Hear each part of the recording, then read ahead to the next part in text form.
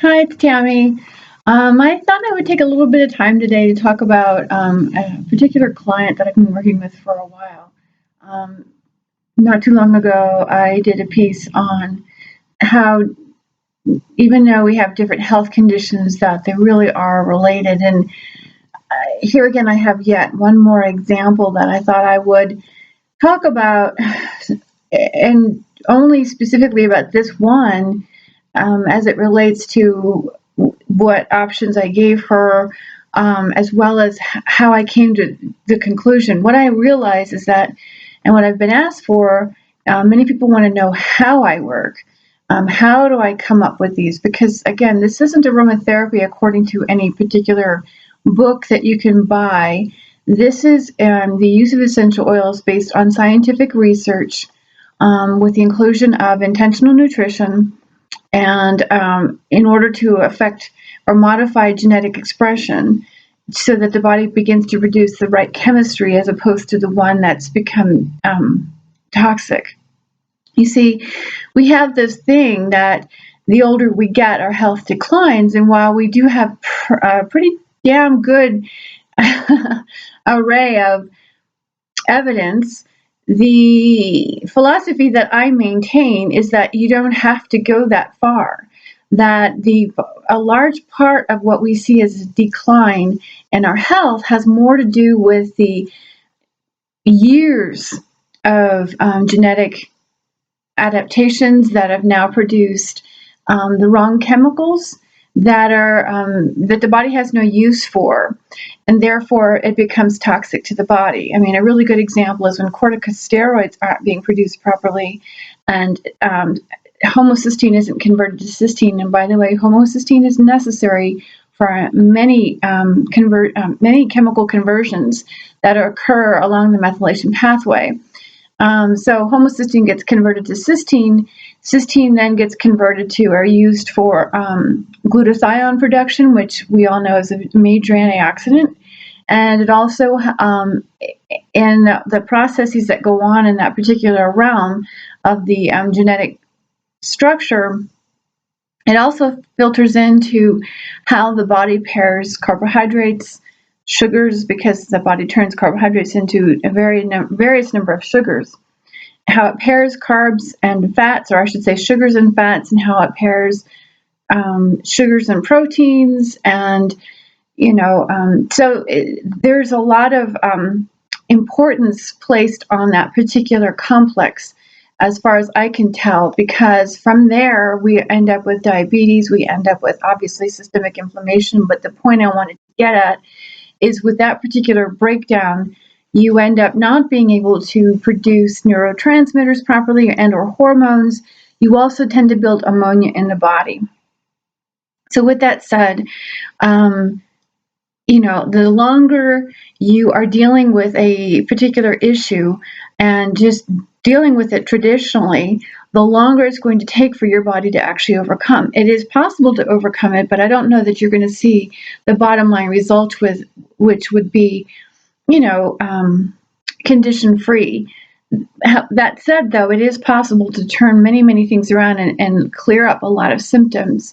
And the sooner you start that in your lifetime, the less likely you're going to see the pain and the inflammation and potential health crises as you get older. So that said, this particular person that I'm talking about came to me months ago.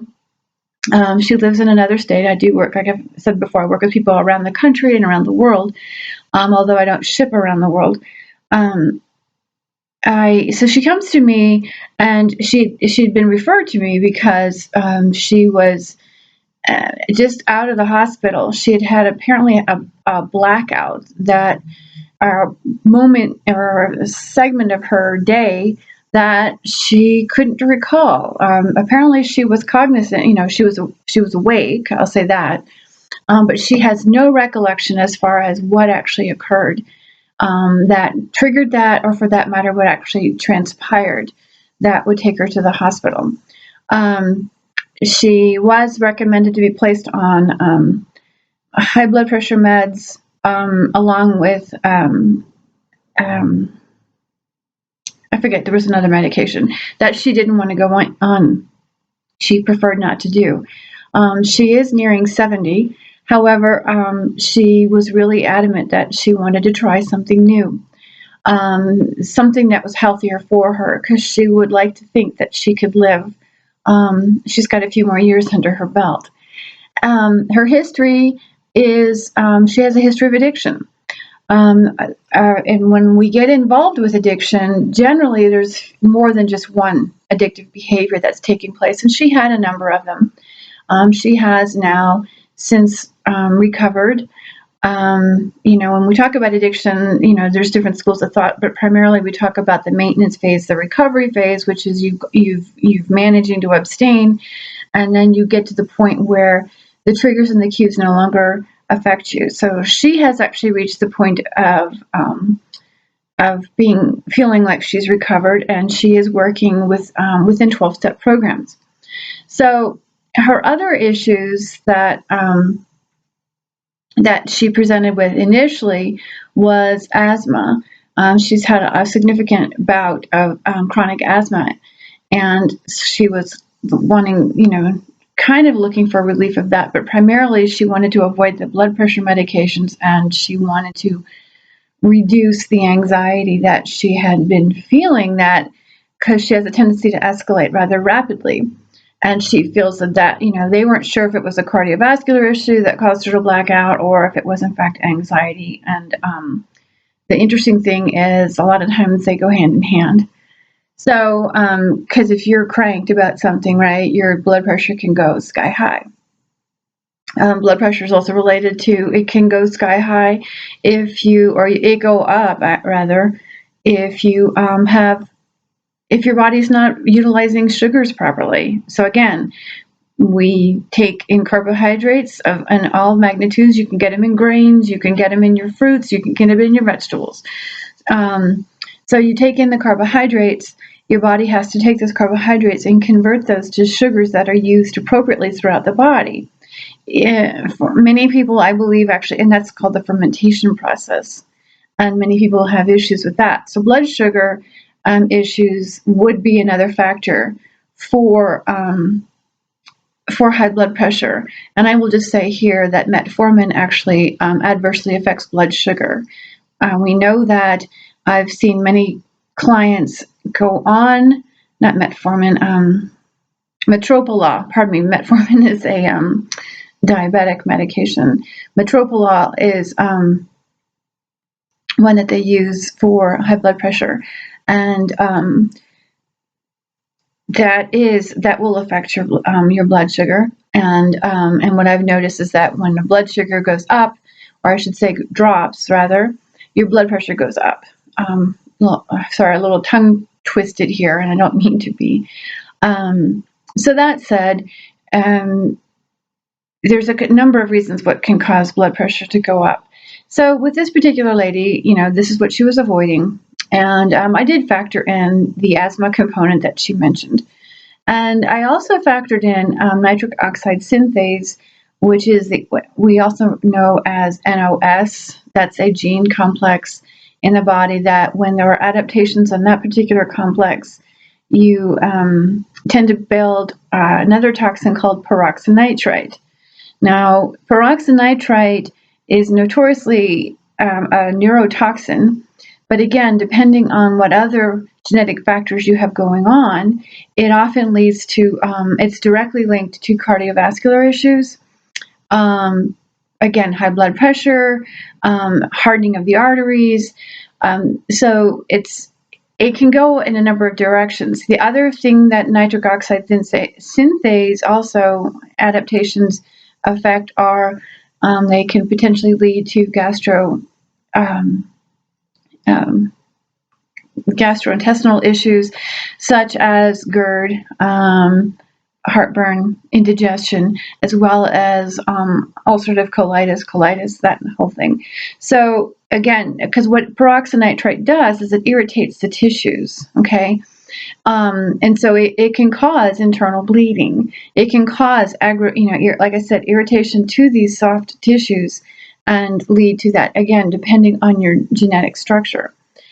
The other way it can go is respiratory. We talk about the cardiovascular and the respiratory system, and they're all very closely related. And you will often see people with breathing difficulty, COPD, asthma. Let's see, I'm trying to think all of a sudden. Cystic fibrosis. These all are linked to issues along the nitric oxide synthase complex. In fact, I have a little girl with autism whose father actually has ulcerative colitis, and she happens to have, she's demonstrating, even though she's young, she's showing signs of ulcerative colitis as well as has asthma. So I'm just tying these, so there you have what looks like two very distinctly different health issues, and yet they're both related to the nitric oxide production in the body. There's a whole other, obviously there's other things. When you talk about nitric oxide, it actually helps with the production of testosterone. And there again, it also works with a particular chemical produced by the body for the manufacturing of other chemicals such as neurotransmitters. But in this case, I just want to localize this to this particular lady. So anyway, we've been working for a while. She's been feeling remarkably better. She hasn't had any need for the high blood pressure med. The anxiety has dropped to the point where she just feels like an entirely different person. That said, she contacted me again yesterday to say that she was ready to get her next couple of blends. And this time she mentioned, though, that she's been really struggling with bruxism, which is grinding and clenching, and snoring. And she says that she's not resting very well as a result of this. Well, peroxynitrite can also be linked to periodontal disease. And even though that doesn't sound like I wasn't even mentioning that, what my point to all of this is peroxynitrite actually does affect the oral health.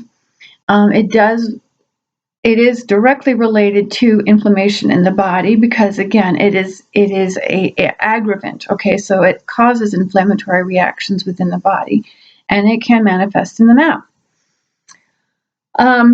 Obviously, she didn't tell me she had periodontal disease. My background, by the way, does include dentistry. Many years, actually, almost 30 years. That's a whole nother story, but I am very, very familiar with the oral systemic relationship. So, however, with knowing that there's inflammation and that snoring can be caused for a number of different reasons, it can be structural. I mean, in some people's cases, they can have narrow airways that when they lay in certain positions, they just automatically go into snoring. And guards, night guards, snoring guards or night guards are really, really good for that. However, this,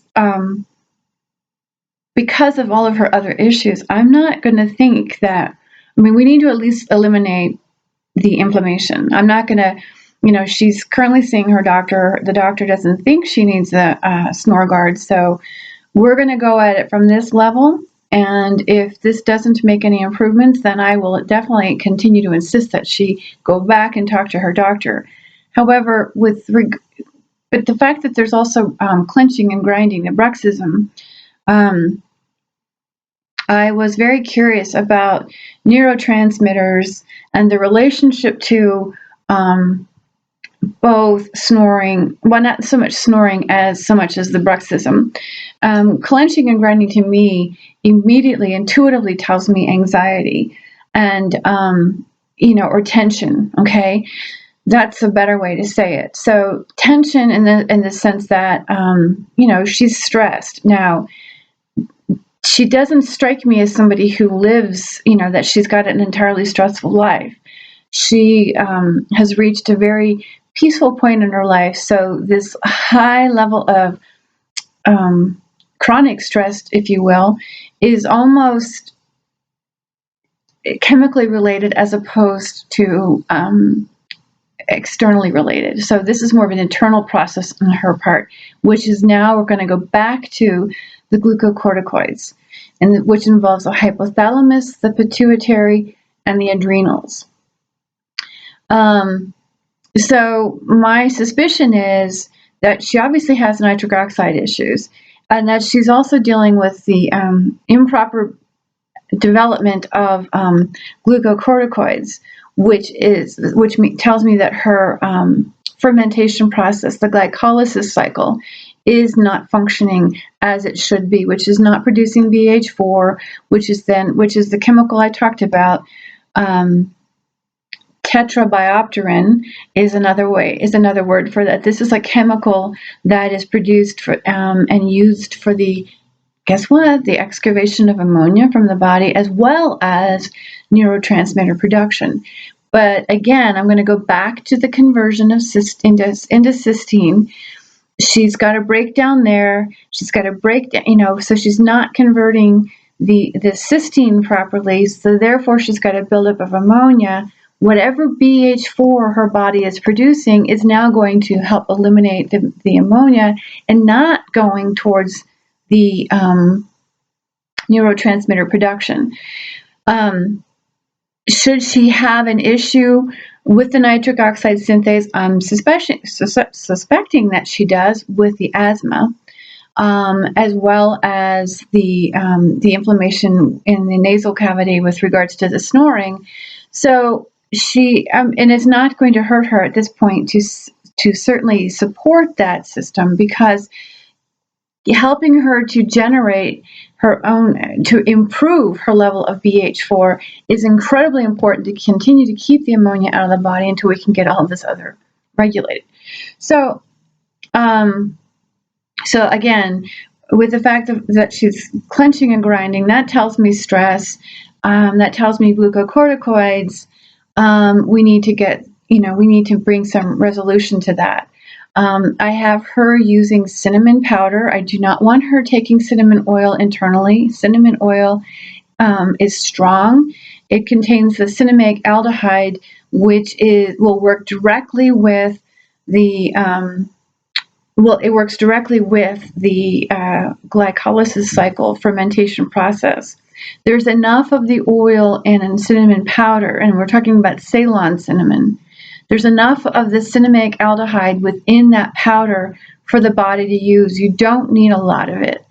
And so therefore, I just want her to eat the powder in however form she wants to. She can put it in her cereals. She can put it in her coffee, which I love. But she can do it this way. And now what she's doing is she's supporting that glycolysis cycle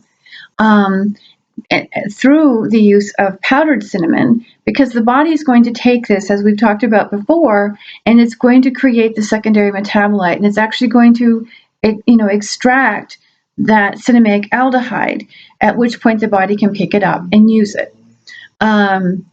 So that, in addition to the blends that I'm going to make, I'm going to alter her blends, because she's been using the same blend now. She's been on the same blend now since May, and she's at the point where this is really a bother, because everything else is really kind of settling in for her. So it's perfect timing. We're going to adjust this, and I also asked her to start consuming raw cacao. Raw cacao is amazing in the shape of vitamins and minerals. Minerals especially is very high in magnesium. As a raw food, it is alkaline forming.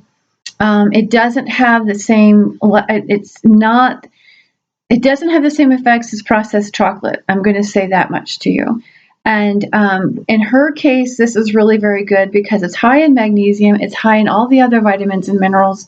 It's an exceptional source of phytonutrients that actually act as precursors to the neurotransmitters. So this is something else that I've asked her to include into her diet, which she just jumped on at automatically. As far as the snoring goes, like I said, that to me is more inflammation. And so what I'm going to do with these blends, which I've already been doing it, but I need to alter the oils to be something different, because it's just time to work primarily more so with the pardon the motorcycle outside.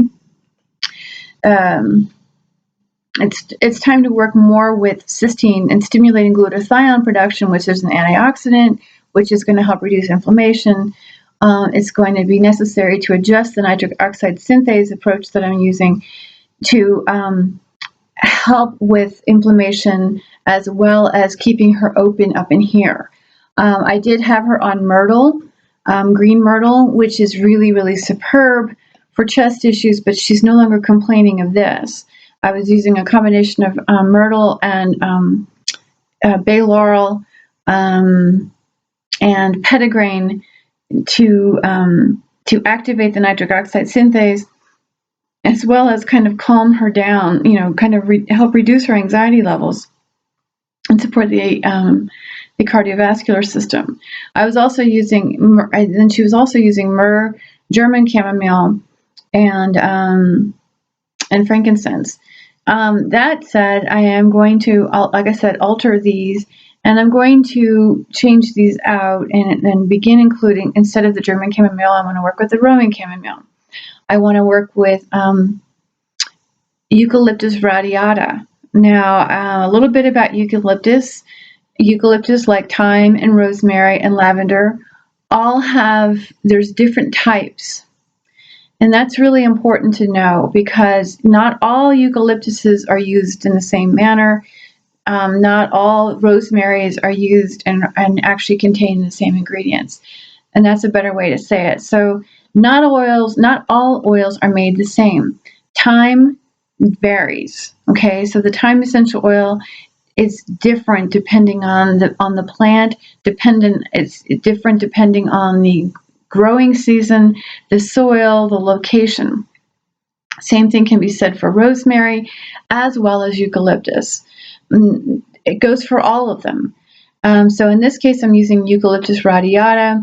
And like I said, I'm also wanting to use the Roman chamomile. I'm also going to put her on the copaiba, because it's really necessary to help kind of just really keep her soothed. So that is really where I wanted to go with this, and kind of illustrate how these are interrelated. So if you have gum disease, periodontal disease, and there's other and when we talk about it, how many times has anybody said, if you've been to the dentist and they say, well, you have gum disease and it's setting you up for, and gum disease is linked to heart, cardiovascular issues as well as diabetes. We're talking about glucocorticoids, we're talking about nitric oxide, we're talking about excessive ammonia and excessive peroxynitrite. That's how these become interrelated. In this particular woman's case, we would think addiction and asthma and high blood pressure and bruxism as well as snoring would all be separate. And being that she's nearing 70, it would make sense that, and it would sound good that this is all she's had, given the fact that she was living with addictions years ago. The fact of the matter is that they are all interrelated. Now, can we isolate which genes are involved with this? If you did a genetic test, and you found nitric oxide synthase issues, well, good for you. But does that mean that they are malfunctioning and misusing nutrients at that time? If that person hadn't presented with any health issues and I saw adaptations on a nitric oxide synthase gene complex, I would question whether or not they actually had, issues, a misuse of nutrients, as I've called it before. In my opinion, it's absolutely necessary to have the symptoms. Why? Not because I want somebody to be sick, because those symptoms or those health issues are clues as to what genetic components are not functioning properly. And like I said, in her case, it's a clear one for me, and depending on the rest of her genome, she's manifesting it in such a way of, again, neurotransmitter imbalances, which are linked to addiction. She's manifesting glucocorticoid issues, which is linked to stress. Addiction does cause stress, because in my world, people are really working hard to fit in. They know what they're doing is not healthy, and yet they can't live without it. I completely understand this. Totally understand this. In fact, this is one of my areas that I am very passionate about and really wanting to raise the stigma on and eliminate that, because understanding people's need to be liked, understanding people's, the whole issues of I mean, there's all different reasons why we are stressed. If we don't believe in ourselves and we internalize that stress, and you have to find a pacifier to soothe, that's really what it comes down to. So recognizing the fact that this woman has lived at higher levels of stress than was necessary, and that was even, it was necessary. So now she's got issues. Was she born with it? I don't know. I didn't ask about her mom and her dad. She never indicated to me that there was a history of addiction in her family, but she did tell me she lived with it. So now we know that there's glucocorticoid issues. There's BH4 isn't being appropriated properly. So this is how all of this works together. So even though you have all these different issues happening that is frustrating to live with, it really points down to a particular system that is dysfunctional, and it is possible to rewire those and modify that genetic expression in a healthier manner. If you have any questions, please comment below or email me directly. As I said, I want to do more of these so that people get a sense of what it is I do and how I work and how I draw these conclusions. I want to let you know that how I drew the conclusions with this particular woman. Oh, I'm also going to use lemongrass with her.